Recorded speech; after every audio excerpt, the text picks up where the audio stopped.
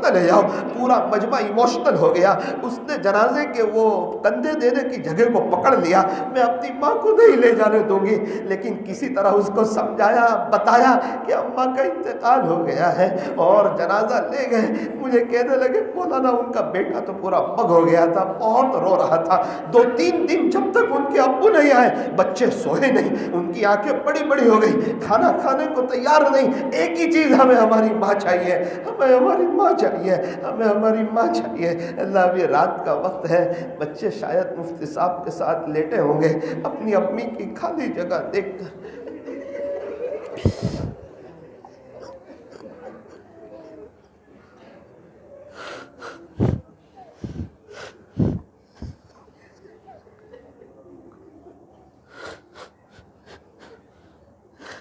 اپنی اپنی زبان میں اللہ سے دعا کر لیجیے۔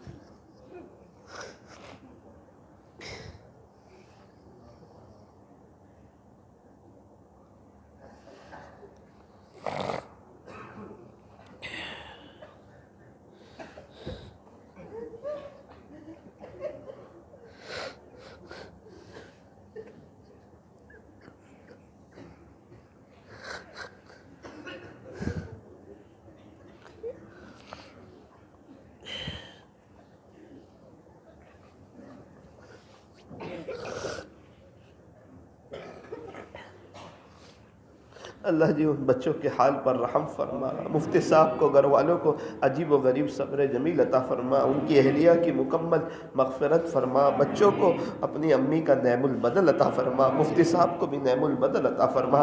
یا اللہ ہمارے گھر والے موجود ہیں، ہمیں اس پر شکر گزاری کی توفیق عطا فرما، ان کی قدردانی کی توفیق عطا فرما، ان کے احترام کی توفیق عطا فرما۔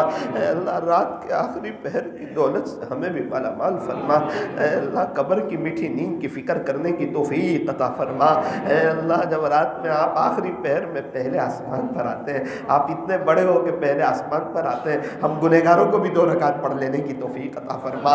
اے اللہ اللہ یہ مجمع طلب سے آیا ہے، آپ کی محبت میں آیا ہے، دور دراز سے آیا ہے، حالانکہ اللہ ابھی عشاء جلدی ہے، لوگوں کے کھانے کا وقت ہے، دکان پہ بیٹھنے کا وقت ہے، لیکن آپ کے لیے آئے ہیں، کچھ دین کی 2 بات سنیں کہ شاید کوئی بات دل پہ لگ جائے، شاید ہماری زندگی چینج ہو جائے۔ اللہ ہم سب کی زندگی کو چینج کر دے۔ اللہ پچھلے سارے گناہوں سے ہم معافی چاہتے ہیں، اللہ آئندہ گناہوں سے بچنے کا پختہ ارادہ کرتے ہیں۔ اللہ ہماری توبہ کو قبول کر لے، اللہ قبول کر لے، قبول کر لے، اس توبہ کو سچی توبہ بنا دے اللہ، اس کو اللہ سچی توبہ بنا دے۔ مستورات بھی آئی ہے، مستورات کے آنے کو قبول فرما، انہیں سچا پکا پردہ کرنے کی توفیق عطا فرما، بغیر ڈیزائن والا برقع پہننے کی توفیق عطا فرما، سیدھا سادہ ڈھیلا ڈھالا برقع پہننے کی توفیق عطا فرما، اول وقت نماز کی توفیق عطا فرما، شوہر کی خدمت کرنے کی، بچوں کی اچھی تربیت کرنے کی، اپنے گھر میں فضائل اعمال کی تعلیم کرنے کی توفیق عطا فرما، حضرت پیر ذوالفقار صاحب کے تربیتی بیانات سننے کی توفیق عطا فرما، تاکہ ہمارے گھروں میں بھی دینداری والا ماحول قائم ہو۔ یا اللہ ہم مردوں کو بھی توفیق عطا فرمائیے کہ ہم ہماری فیملی کے ساتھ حسن سلوک کریں، اپنے غصے پر کنٹرول کریں، فیملی کو وقت دیں، گھر جائیں تو موبائل کو سوئچ آف کر دیں، وہ اللہ کی بندی پورے دن کا انتظار کرتی ہے۔ اللہ مرد لوگ گھر جا کے بھی موبائل کا استعمال کرتے ہیں، اللہ ہمارے گناہوں کو معاف فرما، ہماری دنیا اور آخرت بہتر بنا، ہماری پریشانیوں کو دور فرما، ہمیں چین سکون اطمینان اور امن و امان عطا فرما، آپ کی یاد کی توفیق عطا فرما، خشوع اور خضوع والی نماز عطا فرما، آپ کا دھیان نصیب فرما، تعلق مع اللہ نصیب فرما، عشق الہی اور عشق نبوی سے ہمارے سینے کو منور فرما، اس مجلس کے فیض کو تا قیامت خوب عام و تام فرما۔ اے اللہ ہمیں بہت جلدی مکہ مکرمہ اور مدینہ منورہ کی مقبول حاضری نصیب فرما، بہت جلدی نصیب فرما، یہ پورے مجمع کو نصیب فرما، بہت جلدی نصیب فرما۔ اللہ بلا لے، اللہ لبیک لکھ دے، اللہ ایک ایک کی لبیک لکھ دے، جتنے آئے سب کی لبیک لکھ دے، ساری مستورات کی لبیک لکھ دے، اللہ اللہ ایک محبت کی نظر ڈال دے، اللہ قدردانی کے ساتھ بلا لے، عظمت کے ساتھ بلا لے، ہمیں برکتوں والی حلال روزی عطا فرما، سارے کے اللہ ساری رکاوٹوں کو دور فرما، بیماروں کو شفا عطا فرما، مقروضین کے قرضوں کی غیب سے ادائیگی کی شکلیں اور صورتیں پیدا فرما۔ صلی اللہ تعالی علی خیر خلق محمد وآلہ وأصحابہ اجمعین برحمتک یا ارحم الراحمین۔ یہ لوگوں کون مقتل سے سراپا خندزن آیا، جو اس انداز سے باندھے ہوئے سر سے کفن آیا۔ اڑا دو خاک دشمن پر کہ ظالم جان من آیا، بٹا دو داغ باطل پر کہ اب باطل شکن آیا۔